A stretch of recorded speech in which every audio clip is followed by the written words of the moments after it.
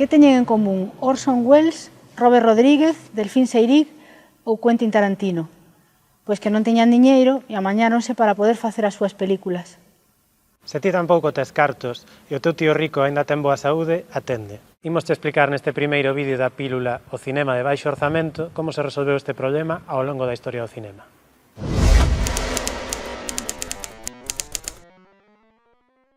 Empecemos polo principio. Os Lumière eran ricos e esta xente que sae de traballar nas primeiras imaxes de cinema da historia eran os seus empregados.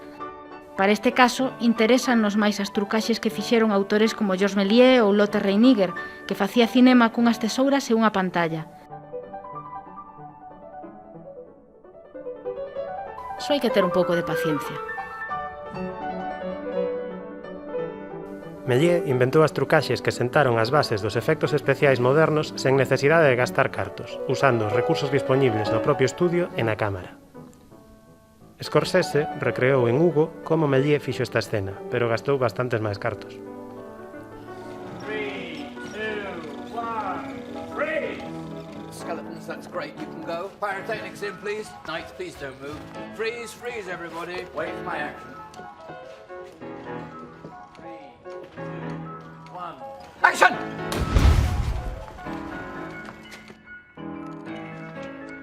Magic tricks and illusion became my speciality. The world of imagination.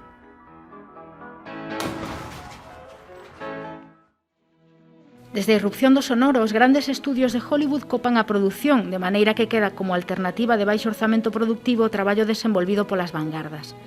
Estes grandes estudios, as mellors, encargábanse de todos os procesos: produción, distribución e exhibición, o que facía prácticamente imposible facer filmes fora do seu sistema, a pesar de algúns pequenos problemiñas nas rodaxes.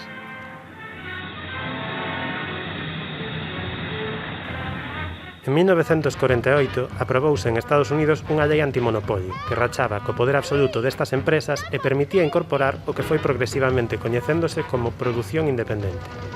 Aínda que pareza raro, o Estado fixo algo malo para as grandes empresas. Esta produción, que empezaron a desenvolver empresas pequenas, contaba cun orzamento reducido para competir cos filmes que seguían facendo empresas como Metro-Goldwyn-Mayer ou Universal Pictures. Así que había que agudizar o enxeño. Por exemplo, quen dixo que non se poden rodar dúas películas co mesmo material? O pai do cinema independente, Roger Corman, fixo isto de varias maneiras. Compraba películas soviéticas a baixo custe para dobrar e remontar, usaba a mesma metraxe para varios filmes e aproveitaba o resto do celuloide de películas anteriores para facer outras novas. A gran lección de Corman, que podería ser como a túa boa. Aquí non se tira nada.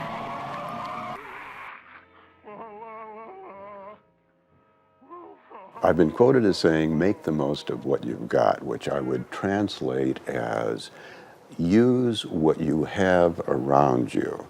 I've found from experience that working with low budgets, which is what we normally do, you're better off taking the elements at hand to make the best low-budget film you can, rather than taking your money, whatever resources you have, and trying to pretend to make a big-budget film.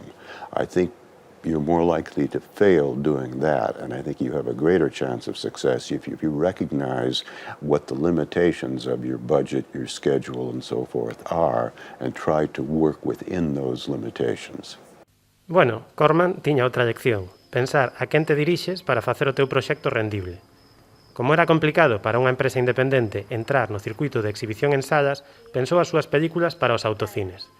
Alí había adolescentes con ganas de emocións fortes, así que estes filmes teñen monstros, sangue, sustos, sexo e o que estivese de moda esa semana. On Thursday she massacred 300 rebel soldiers.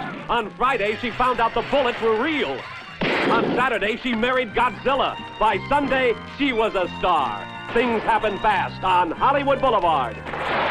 Chegado a este punto, seguro que vos estades preguntando de onde sacaba os cartos esta xente. Pois ben, Corman gastou uns aforriños e desde aquela conseguiu financiar cada pélico anterior.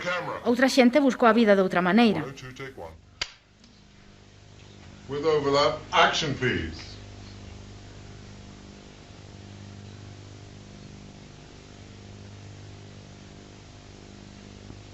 Action Orson, please.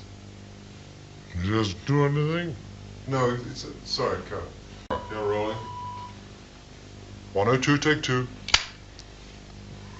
Ah, the French champagne. 102, take 3. Action, please. Ah, the French champagne has always been celebrated for its excellence. There is a California champagne by Paul Masson. Orson Welles prestouse a anunciar bebidas alcohólicas e actuaron de o chamasen. Delphine Seyrig tamén usou o seu salario de actriz para producir os seus proxectos. Tarantino non actuaba tan ben, pero deronlle chollo de extra nas Chicas de Oro. E Robert Rodríguez usou o seu corpo de outra maneira, como cobaya de laboratorio. E que se esperas a que alguén che dé os cartos, igual nunca chegan. Hai que botarlle imaginación. Xente como John Cassavetes inventou o método de sablear a coñecidos e descoñecidos antes de que houbese plataformas de crowdfunding. And on this radio program we were talking about films and what should be done with films, and this man said, wouldn't it be wonderful if people would finance films? Who said it? Gene Shepard. This man had a program called Gene Shepard's Night People. It started at 1 o'clock in the morning. And I said, yeah, it'd be terrific. We'd make a film if people would finance us that way. We'd just get right on, and he said if everyone sent in $1, it would be wonderful. The next day, $2,000 in dollar bills came in the mail to our studio. We were committed to start a film. Estas experiencias valen para quen quere entrar na industria e facer cine de xénero, pero tamén valen para quen quere experimentar con novas linguaxes e historias alternativas. Yesterday, my mother told me, Chantal, since no one wants to give you any money to make your film, why don't you go to ask your uncle in America? And since I'm sure this film is going to be a hit, at least the money will stay in the family. So Marilyn, Leslie and me went to Los Angeles.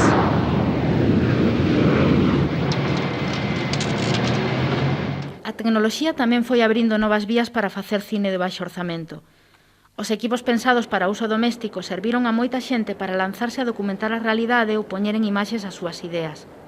Cineastas como Jonas Mekas ou Mari Menken filmaron a súa intimidade e atoparon valor artístico nela.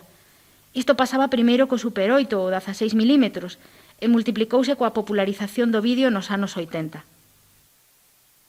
O cinema de terror explotou moi ben os trazos do vídeo, aproveitando o realismo do rexistro doméstico para xerar autenticidade. En 1999, uns rapaces crearon unha web coa lenda inventada da bruxa de Blair. Pouco despois publicaron un filme con imaxes que dicían ter atopado no bosque. Non era así, pero conseguiron que o parecese. Sen cartos para monstros nin efectos sanguentos, a falta de calidade da imaxe foi a fortaleza da película. E así conseguiron que este investimento de $60.000 dese 250 millóns. Coa chegada do digital, as posibilidades de facer producións baratas multiplicáronse. O terror segue sendo un territorio propicio para a imaginación e, polo tanto, para este tipo de recursos. Por exemplo, Paranormal Activity, de Oren Peli, renunciou ás cámaras normais para empregar cámaras de videovigilancia, e tamén filmes como Unfriended de Levan Gabriache usan a captura de pantalla como recurso fílmico.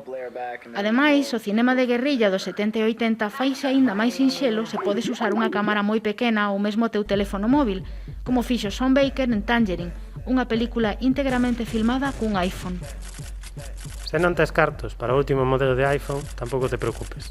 Sempre che queda a opción de remexer na colección de VHS da túa familia. É o que fixo Xurxo Chirro en Vikingland, onde remontou as imaxes gravadas polo Aya, un mariñeiro da Guarda que traballaba nun ferry do Mar do Norte.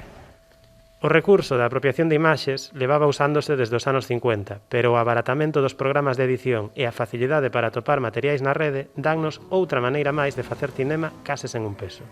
E dicimos case porque o tempo que lle dedicas ao teu traballo tamén é diñeiro. Ata aquí demos vos exemplos de cineastas con poucos recursos materiais, pero que usaron os seus recursos creativos para amosar a súa visión do mundo. Agora xa non tedes excusa para non poñer en imaxes as vosas ideas.